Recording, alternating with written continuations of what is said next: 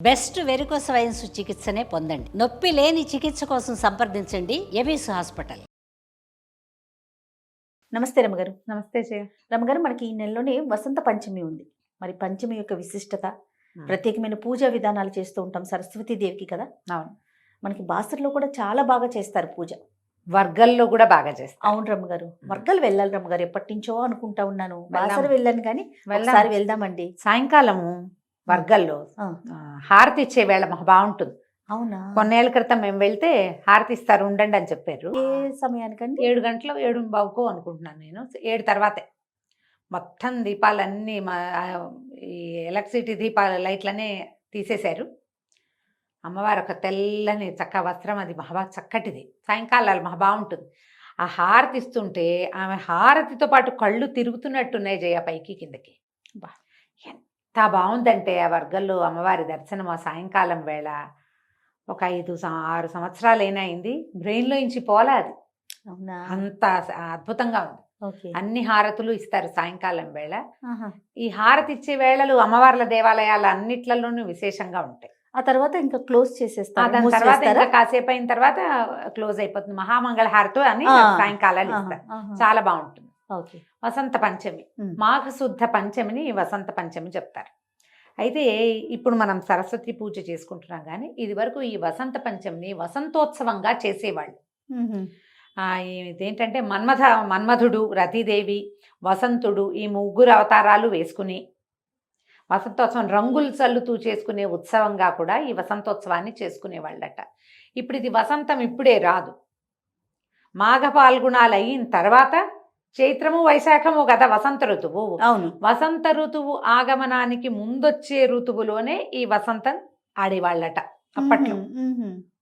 ఇక మామిడి చిగురులేయటం మొదలు పెడుతుంది, కోకిళ్ళు కొద్ది కొద్దిగా కుయ్యటం మొదలు పెడతాయి, మంచు కొద్దిగా తగ్గుమొహం పడుతుంది, ఎండ కొంచెం పెరుగుతూ ఉంటుంది. ఎండ తీవ్రత వచ్చాక కదా వసంతం వచ్చేది. అవును.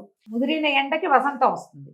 ఆ ఎండ ముదరడానికి సూచనగా వచ్చేటువంటి ముందొచ్చే ఈ పంచమినే వసంత పంచమిగా పూర్వం చేసేవాళ్ళు.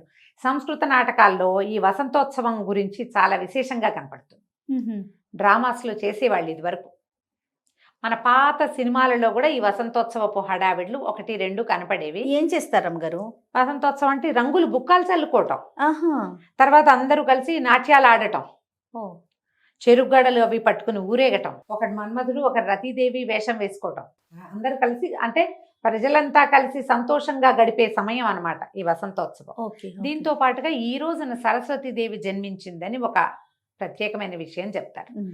సరస్వతీదేవి అంటే శుద్ధ సత్వస్వరూపిణి, ఏమనాలి, సాత్విక రూపం, తెల్లని వస్త్రము, అవును. తెల్లని పువ్వు మీద కూర్చుంటుంది, అహింసా స్వరూపిణి, ఏమీ ఆయుధాలు లేవు ఆవిడికి, ఒక వీణ ఒక వీణ పట్టుకుంటుంది. ఆ వీణ ఆయుధం కాదు కాదు కదా, కదా. సాధనము. తర్వాత ఏమో పుస్తకము, అక్షమాల, వీణ వాయించుకుంటూ ఉంటుంది. మామూలుగా మనకు అమ్మవార్ల స్వరూపాలు ఎట్లా కనపడతాయి జయ? సాధారణంగా చతుర్భుజిగా ఉన్న అమ్మవారైతే 1-2 ఆయుధాలు ఉంటాయి. అవును. పాశాంకుశాలైనా ధరించి ఉంటుంది అమ్మ కనీసం. ఈ సరస్వతికి పాశము లేదు, అంకుశము లేదు. ఉమ్. ఆమె పుస్తకము, అక్షమాల అంటే చదువుకో, జపంచి అంటే ధ్యానము, జ్ఞానము 2 లక్షణాలని తెలియజేస్తుంది. రెండోది పారవస్యం, అలౌకికమైనది, సంగీతం, సంగీత సాధనం కదా వీణ. అవును. ఈ సంగీతము, జ్ఞానము, ధ్యానము, ఈ 3 విషయాలని శుద్ధ సాత్విక స్వరూపంగా కనబడేటువంటి సరస్వతీదేవి మనకు తెలియజేస్తుంది. ఆమెని ఈ రోజున పూజిస్తారు. ఈ సరస్వతి పూజ అనగానే విశేషంగా పుస్తక పూజ. ఇది వరకు సరస్వతి అంటే ఏముండేది, మనకి తాళపత్ర గ్రంథాలు ఉండేవి. ఉమ్. మనకి ప్రింట్ వచ్చేసిన తర్వాత చక్కగా కోసి పూజ చేసుకోవటం, పుస్తకాలను పూజించుకోవటం, అవును. పుస్తకం మీద ఏదో ఓంకారం రాసుకోవటం, ఓ స్వస్తికి రాసుకోవటం. జ్ఞానస్వరూపిణైన అమ్మని ఈ ప్రింట్ పుస్తకంలో, ఈ పుస్తకంలో ఉన్న విద్య మన మస్తకంలో కూడా రావాలని కోరుకుని దండం పెట్టుకోవటం. పిల్లలకి అక్షరాభ్యాసాలు చేస్తారు వసంత పంచమి నాడు. ఆల్రెడీ అక్షరాభ్యాసం అయిపోయిన పిల్లలకు కూడా మళ్ళీ అక్షరాభ్యాసం చేయించవచ్చు. పెద్దవాళ్ళ మనం కూడా ఓ అక్షరం రాసుకోవచ్చు, మంచి పని చేయొచ్చు. ఏదైనా లలిత కళలు మొదలు పెట్టదలుచుకున్న వాళ్ళు ఈ రోజున మొదలు పెట్టచ్చు. సాధారణంగా ఏం చెప్తారంటే, మామూలుగా మనం ఏదైనా పని మొదలు పెట్టాలంటే మన నక్షత్రాన్ని బట్టి, తారాబలాన్ని బట్టి మనం ముహూర్తం పెట్టుకుంటాం. కానీ ఈ ప్రత్యేకమైన రోజుల్లో ఇక నీ నక్షత్రము నీ తారాబలము అవసరం లేదు. ఏదైనా కొత్త పుస్తకం మొదలు పెట్టదలుచుకున్నాం, వసంత పంచమి నాడు మొదలు పెట్టండి. కొత్త విద్య నేర్చుకోవటం మొదలు పెడతాం, కొత్త కోర్స్ ఏదైనా ఈ రోజున మొదలు పెట్టండి. తర్వాత ఏదైనా శాస్త్ర విద్య చదువుకునేవాళ్ళు, అది లలిత కళలు ఏదైనా సంగీతము నాట్యము, అందులో వైలనని వీణని వోకలని 100 రకాలు ఉన్నాయి కదా, వాయిద్యాలు కూడా ఏవి మొదలు పెట్టదలుచుకున్నా వసంత పంచమి నాడు పిల్లలతోటి చక్కగా మొదలు పెట్టించవచ్చు. పిల్లలే కాదు పెద్దవాళ్ళు కూడా చక్కగా మొదలు పెట్టుకోవచ్చు. శాస్త్రం ప్రకారం ముహూర్తం అవసరం లేని రోజు, ఈ రోజులో వర్జ్యాలు అవి ఏవో ఉంటాయి. మనం ఇంట్లో చేసేటట్టయితే వారం వర్జ్యం చూసుకుని ఏ సమయం బాగుంది, శుభాశుభ సమయాలు మాత్రం చూసుకుని మొదలు పెట్టచ్చు. దేవాలయంలోకి వెళ్ళామనుకో, శుభం లేదు అశుభం లేదు, అన్ని సమయాలు శుభ సమయాలే. అంతే. దేవాలయంలో కూర్చుని పుస్తకం దేవుడి దగ్గర దండం పెట్టుకోవడం, అమ్మవారికి నమస్కారం చేసుకోవటం, చక్కగా ఏ పుస్తకం మొదలు పెడతాము, డ్యాన్సు సంగీతం ఏదైనా స్టార్ట్ చేయదలుచుకుంటే చక్కగా చేసుకోవచ్చు. ఇళ్లల్లో పూజ చేసుకునేటప్పుడు సరస్వతీదేవికి తెల్లని పువ్వులతోటి పూజ చేసుకుంటే మంచిది. సరస్వతికి సంబంధించిన స్తోత్రాలునే సరస్వతి అష్టోత్తర శతనామావళి కనపడుతుంది. అష్టోత్తర శతనామావళి అంటే 108 నామాలతోటి తెల్లని పువ్వులతోటి అర్చన. ఆమెకి తెల్లని పొంగలి అంటే పంచదారతో చేసింది, పాలు పోసిన పాల పాయసం నివేదన చేసుకోవచ్చు, పెరుగన్నం నివేదన చేయొచ్చు. తెల్లని పళ్ళు అంటే ఏం చెప్తాం, జామ పళ్ళు తప్పిస్తే ఏమి ఉండవు. అయితే ఇది శ్యామలా నవరాత్రుల కాలం కాబట్టి జామ పళ్ళు కూడా నివేదన చేయొచ్చు, అది కూడా చాలా మంచిది చేయగలిగితే. ఎందుకంటే శ్యామలా నవరాత్రులు అవ్వటం వల్ల శ్యామల జ్ఞానస్వరూపిణి ఆవిడ, సంగీత శ్యామలగా చెప్తారు, సంగీతం వచ్చే సమయము. దాంతోపాటుగా మనకి అదనంగా ఈ వసంత పంచమి కూడా కలిసి వచ్చింది కాబట్టి సరస్వతి స్వరూపిణి అయిన అమ్మని కూడా జ్ఞానస్వరూపిణిగా ఆరాధిస్తే జ్ఞానం పెరుగుతుంది, తెలివితేటలు పెరుగుతాయి, చదువుకునే అవకాశాలు కొత్తవి వస్తాయి, చదివిన చదువుకి ఒక సార్థకత లభిస్తుంది. ఈ అవకాశాలన్నిటి కోసం అత్యుత్తమమైన రోజుల్లో ఇంకా అత్యుత్తమమైనదిగా చెప్పబడేటువంటి వసంత పంచమి నాడు సరస్వతి ఆరాధన విశేషంగా చేయదగింది. మా ఇంట్లో లేదు, ఇప్పుడు ఇదివరకు ఎప్పుడూ చేయలేదు, ఏమీ తప్పులేదు. మీ ఇంట్లో లేకపోయినా పర్వాలా, మీరు ఇంతకుముందు చేసుకోకపోయినా పర్వాలేదు, ఇప్పుడు లక్షణంగా చేసుకోవచ్చు. పెద్ద హడావిడేం లేదు.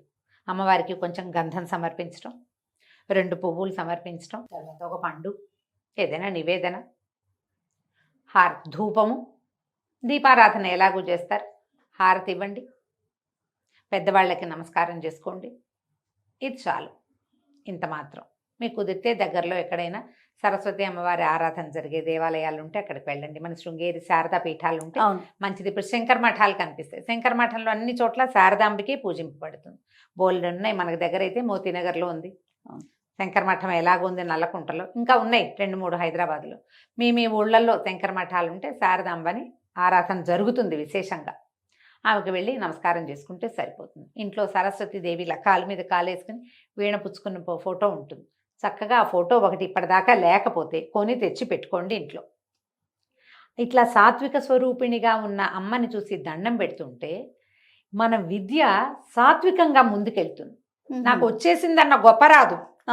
ప్రధానమైనది ఏంటంటే మనకి చదువు జ్ఞానము వీటి వల్ల వినయం రావాలి. అవును, సాధారణంగా వినయం రాదమ్మా. పూర్వం చెప్పేవాళ్ళు విద్యా దదాతి వినయం వినయాద్యాతి పాత్రత, పాత్రత్వాత్ ధనం ఆప్నోతి ధనాధర్మం తతసుఖం అని. సుఖం సంగతి పక్కకు పెడితే ముందు విద్యా దదాతి వినయం అన్నారా. విద్య వల్ల వినయం వచ్చేది ఎక్కడ కనపడుతుంది? ఫస్ట్ మార్కు రాగానే మనవాడు ఎక్కుతాడు ఈ పైకి ఎక్కడికో, అక్కడి నుంచి దిగరు. దిగితే డిప్రెషన్ వస్తుంది కానీ బుద్ధి రాదు. అవును, డిప్రెషన్లు వస్తాయి అనవసరంగా. మనకు అది కాదు, ఎంత నేర్చుకున్నా ఇంకా నేర్చుకోవాలని, ఇంకా తెలుసుకోవాలని, ఇంకా ముందుకెళ్ళాలని. అంటే ఎప్పుడైతే మనం వెళ్ళాలనుకుంటామో మనం ఎక్కం కదా, నడుస్తాం. అవును, ముందుకెళ్ళాలంటే ఏమిటి, మెట్టెక్కి పైన కూర్చుంటే అక్కడే కదా కూర్చుంటాం. మనం కూర్చునటం కాదు, మన పాయింట్ ఏమిటి, ముందుకి నడవాలి. ఆ నడిచే విధానము మనకి ఒక శుద్ధమైన సాత్వికమైన స్వరూపాన్ని చూస్తేనే వస్తుంది. ఆవిడే సాక్షాత్తు సంగీత విద్య అయితే ఆమె ఎందుకు వీణ వాయించి కనపడాలి మనకి? సాక్షాత్తు సంగీతమే స్వరూపం అయినప్పుడు ఆవిడ వీణ వాయించుకుంటూ ఆనందిస్తోందని ఎందుకు చూపిస్తున్నాం మనం? నువ్వు సంగీత స్వరూపిణివే అయినా కూడా నువ్వు కూడా నిరంతర సాధన చేయాలని చెప్తుంది సరస్వతి రూపం. కరెక్ట్ అండి. అంతే కదా, జ్ఞానం ఉన్నవాడు నిరంతరం చదువుకోవాలి. ఏదైనా ఒక విషయం తెలిసినవాడు, ఒక విద్య వచ్చినవాడు నిరంతరము ఆ విద్యలో రమిస్తూ ఉంటేనే ఇలా సాత్వికమైన స్వరూపంగా ముందుకెళ్ళగలుగుతారు. ఆ ముందుకెళ్లే విధానాన్ని సరస్వతి స్వరూపమే ప్రోత్సహిస్తుంది. కాబట్టి చక్కగా ఒక చిన్న సరస్వతి ఫోటో ఒకటి పెట్టుకోండి ఇంట్లో. ఇప్పటిదాకా తేపోతే ఇప్పుడు తీసుకురండి. తప్పకుండా. రోజు కనపడేలాగా పెట్టుకోండి. పిల్లలకి దండం పెట్టడం అలవాటు చేయండి. సరస్వతి నమస్తుభ్యం ఉందండి మనకి. చిన్న శ్లోకం, వరదే కామరూపిణి విద్యారంభం కరిష్యామి సిద్ధిర్భవతు మే సదా. అంతే. ఇంకా ఎన్నో ఉన్నాయి సరస్వతి శ్లోకాలు. మీకు కుదిరింది పిల్లలకి చక్కగా నేర్పించండి. అది రోజు ఒకసారి చెప్పేలా చేయండి. అవకాశం ఉంటే అది చేయొచ్చు, లేదా ఈ ఒకరోజు చెప్పించండి నోటికి. సింపుల్గా తేలికగా పూజ చేసుకోండి. పిల్లల్ని కాసేపు కూర్చోబెట్టి చదివించండి. పిల్లల పుస్తకాల మీద ఓంకారం రాయండి. వాళ్ళకి తెలుగు వస్తే లక్షణంగా వాళ్ళతోటి రాయించండి. చక్కగా ఓ పెన్సిల్తో గీసి దీని మీద ఈ పసుపుతోటో ఈ గంధంతోటో నువ్వే రాయి, అప్పుడు నీకు బాగా చదువు వస్తుంది, బుద్ధి వస్తుంది అని పిల్లలకి మంచి మాట చెప్పండి. మీ పుస్తకం ఉంటే మీరు కూడా డైరీలో రాసుకోండి. కొంతమందికి జర్నలింగ్ అలవాటు ఉంటుంది, రోజు రాసుకుంటారు కదా. చక్కగా డైరీలో రాసుకోండి. దానివల్ల ఏమవుతుంది, ఒక పాజిటివ్ ఆరా పెరుగుతుంది. మీకు జీవితం ఎప్పుడు చచ్చేదాకా నేర్చుకోవాలి అంటారు. అవునండి. ఈ నేర్చుకునే విద్య ఎక్కడిది? ఈవిడి వల్లే వస్తుంది, లేకపోతే రాదు కదా. కాబట్టి సరస్వతిని పూజించండి. ఈ పంచమి నాడు కనుక దేవాలయ దర్శనం చేయగలిగిన, సరస్వతికి సంబంధించిన ఒక స్తోత్రమో శ్లోకమో మీరు చదువుకోగలిగిన చాలా మంచిది. మంచి పాజిటివ్ వైబ్స్ కలుగుతాయి. వైబ్స్ కోసమైనా ఈ పని చేయండి. తప్పకుండా రమ్మగారు. నమస్తే. నమస్తే జయ.